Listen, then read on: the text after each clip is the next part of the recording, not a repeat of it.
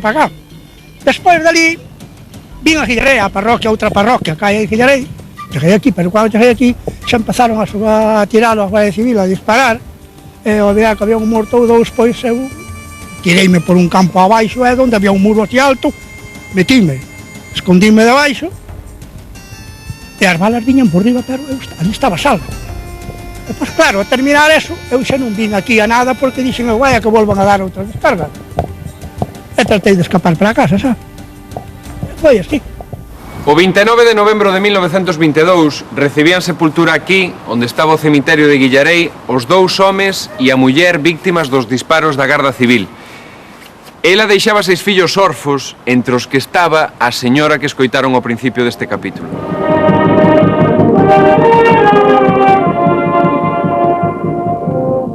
Os mártires de Sobredo foron descoñecidos para a maioría dos galegos durante décadas.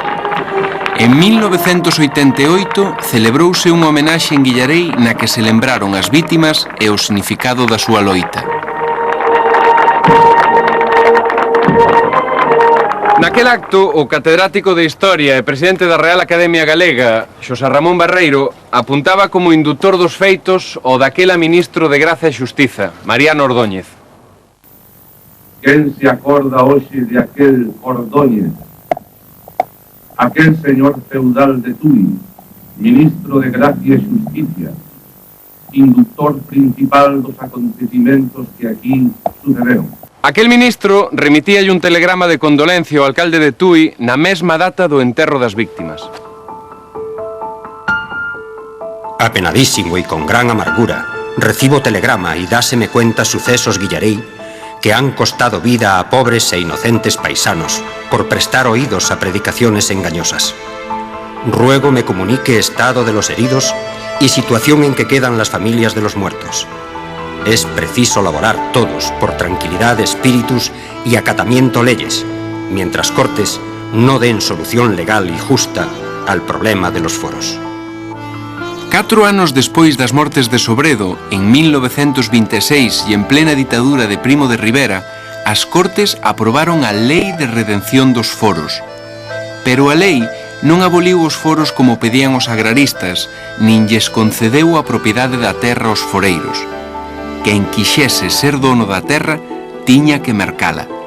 Se non podía facelo, quedáballe seguir traballando e pagando a renda. Pagar rendas para traballar a terra é algo que seguen facendo uns 800 caseiros históricos que aínda quedan en Galicia. O 7 de xuño de 2006, Xosé Lamas e Carme Barca tiveron que pagarlle 8.000 kilos de millo e 720 de fabas á Fundación San Castor, que ten no seu padroado o arzobispo de Santiago, o alcalde compostelán e o reitor da universidade. Como a Xosé e Carme, aínda quedan 800 caseiros históricos en Galicia, que aínda seguen pagando os chamados arrendamentos históricos, a expresión actual dos contratos forais. Pero, deixando estes casos excepcionais, para que lle serviu aos labregos mercar as terras que traballaron como foreiros durante séculos? A conquista da propiedade da terra por parte dos labregos foi máis a conquista dun dereito ca dun proveito. Produciuse a finais do século XIX e no primeiro terzo do XX, cando o Estado liberal español converteu en lei o concepto napoleónico e burgués da propiedade, que deixaba desfasado o sistema foral. O que lle interesaba ao novo Estado era que os campesiños lle pagasen impostos á facenda pública e non rendas aos fidalgos. Nese contexto, os labregos convertíanse en propietarios plenos das terras que traballaran como foreiros, mercadas en moitos casos grazas ás remesas de cartos que lles mandaban os familiares emigrados.